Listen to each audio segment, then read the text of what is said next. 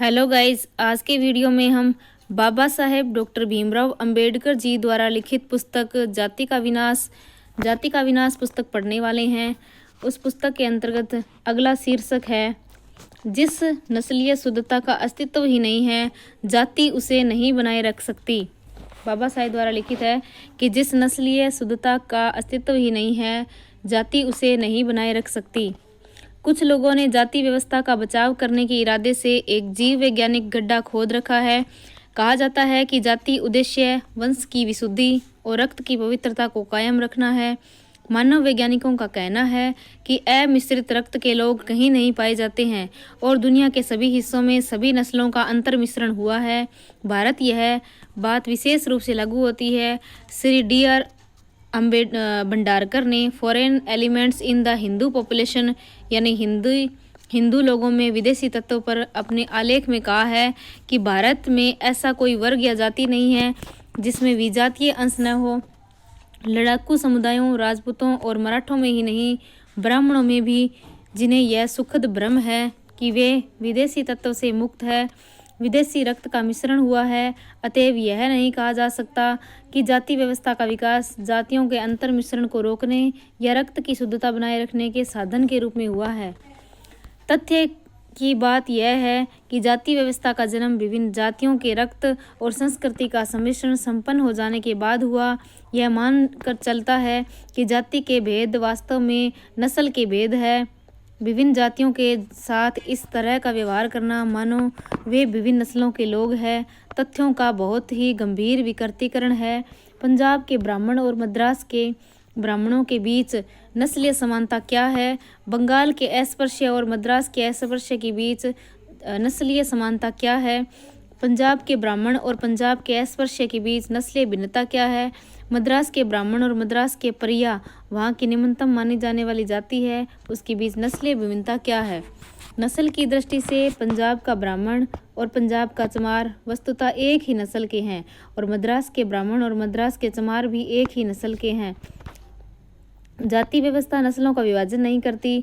जाति व्यवस्था एक ही नस्ल के लोगों के बीच सामाजिक विभाजन है। यह मान भी लें कि यह विभाजन नस्लीय है, तो यदि भारत में विभिन्न जातियों के बीच अंतर जातीय विवाहों के द्वारा नस्ल और रक्त का अंतर मिश्रण होने दिया गया होता तो इसे क्या नुकसान हो सकता था? मनुष्य और पशुओं में इतनी गहरी विभिन्नताएं हैं कि विज्ञान की नज़र में मनुष्य और पशु दो अलग अलग प्रजातियां हैं। लेकिन जो वैज्ञानिक नस्लीय शुद्धता में विश्वास करते हैं वे भी यह दावा नहीं करते कि विभिन्न नस्लें मनुष्यों की विभिन्न प्रजातियां हैं।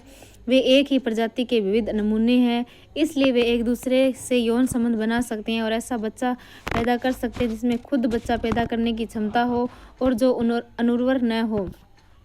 जाति व्यवस्था के बचाव में वंशानुक्रम और प्रजनन विज्ञान को लेकर तमाम तरह की वाहियात बातें की जाती है। यदि जाति व्यवस्था का गठन सुप्रजनन विज्ञान के बुनियादी सिद्धांतों के अनुसार हुआ होता तो शायद ही इस पर किसी को ऐतराज़ होता, क्योंकि स्त्री पुरुष के बीच विवेक संगत युग्मता से यदि नस्ल का सुधार होता तो शायद ही इस पर किसी का ऐतराज़ हो। लेकिन किसी की भी समझ में यह नहीं आ सकता कि जाति व्यवस्था इस विवेक संगत युग्मता का प्रबंध कैसे कर सकती है। जाति व्यवस्था एक नकारात्मक चीज़ है। यह सिर्फ विभिन्न जातियों की व्यक्तियों को एक दूसरे से विवाह करने पर रोकती है।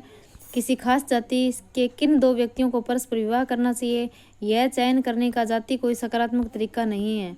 अगर जाति व्यवस्था का उद्गम सुप्रजनन विज्ञान से होता तब उपजातियों का उद्गम भी सुप्रजनन विज्ञान में होना चाहिए। लेकिन क्या कोई आदमी गंभीरता के साथ यह दावा कर सकता है कि उपजातियों के उद्गम की व्यवस्था सुप्रजनन विज्ञान से की जा सकती है? मेरे विचार में ऐसे किसी प्रतिपादन के पक्ष में तर्क करना मूर्खतापूर्ण है और इसकी वजह बहुत ही स्पष्ट है। यदि जाति का अर्थ नस्ल है तब उपजातियों का अर्थ फर्क नस्ल में फ़र्क नहीं हो सकता, क्योंकि उपजातियां अपनी परिभाषा से ही एक ही नस्ल का उपविभाजन है। परिणाम स्वरूप उपजातियों के बीच रोटी बेटी के रिश्ते की मनाही नस्ल या रक्त की शुद्धता बनाए रखने के लिए नहीं हो सकती। यदि उपजातियों के उद्गम का संबंध प्रजनन विज्ञान से नहीं है तो इस दावे में कोई सार नहीं हो सकता कि जातियों का उद्गम सुप्रजनन विज्ञान से है। पुनः यदि जाति का उद्गम सुप्रजनन विज्ञान में है तो अंतरजातीय विवाह पर प्रतिबंध को समझा जा सकता है, लेकिन जातियों और उपजातियों के बीच अंतर्भोज पर रोक लगाने का उद्देश्य क्या है? एक साथ बैठकर भोजन करने से रक्त अशुद्ध नहीं होता और इसलिए इससे नस्ल में सुधार या ह्रास नहीं हो सकता। इससे सिद्ध होता है कि जाति का कोई वैज्ञानिक उद्गम नहीं है और इसे सुप्रजनन विज्ञान पदार्थी सिद्ध करने की कोशिश कर रहे हैं। वे एक निहायत अवैज्ञानिक चीज़ का समर्थन विज्ञान के माध्यम से करने का प्रयास कर रहे हैं। आज भी जब तक हमें वंशानुगत के बारे में निश्चित जानकारी न हो जाए, सुप्रजनन विज्ञान एक व्यवहारिक संभावना नहीं बन सकता। प्रोफेसर बेटिसन अपनी पुस्तक मेंडल्स प्रिंसिपल ऑफ हेरिडिटी में कहते हैं, उच्चतर मानसिक क्षमताओं के अवतरण में कुछ भी ऐसा नहीं है जो सुझाता हो कि उनका संक्रमण किसी एक ही प्रणाली से हुआ हो। यह संभावना ज़्यादा है कि क्षमताएं और शारीरिक शक्तियां जिनका विकास ज़्यादा स्पष्ट दिखाई देता है, किसी एक जातिगत तत्व के बजाय बहुत सारे कारकों से पैदा हुई हो। यह तर्क देना कि जाति व्यवस्था का उद्गम सुप्रजनन विज्ञान में था, वर्तमान हिंदुओं के पूर्वजों को वंशानुक्रम के बारे में उस ज्ञान का स्वामी बताना है जिससे आधुनिक वैज्ञानिक भी वंचित है। वृक्ष का मूल्यांकन उसके फल से किया जाना चाहिए। यदि जाति का संबंध सुप्रजनन विज्ञान से है तो इसे मनुष्यों की कैसी नस्ल पैदा करनी चाहिए थी। शारीरिक तौर पर हिंदू तीसरे दर्जे के लोग हैं। वे पिग्मी और बोनी, आकार प्रकार में अविकसित और शक्तिहीन नस्ल है। यह एक ऐसी नस्ल है जिसके 9/10 हिस्से को सैनिक सेवा के अयोग्य घोषित कर दिया गया है। यह दिखाता है कि जाति व्यवस्था का आधार आधुनिक वैज्ञानिकों का सुप्रजनन शास्त्र नहीं है। यह एक ऐसी सामाजिक व्यवस्था है जो हिंदुओं के एक विकृत हिस्से के, जिनकी सामाजिक स्थिति में इतनी ऊंची थी कि उनकी शुरुआत कर सकें और जिनके पास इसे अपने नीची स्थिति के लोगों पर आरोपित करने की शक्ति थी, अहंकार और स्वार्थपरता की अभिव्यक्ति करती है। तो आज के लिए इतना ही। अगला शीर्षक हम अगले वीडियो में करने वाले हैं। तब तक के लिए जय हिंद, जय भारत।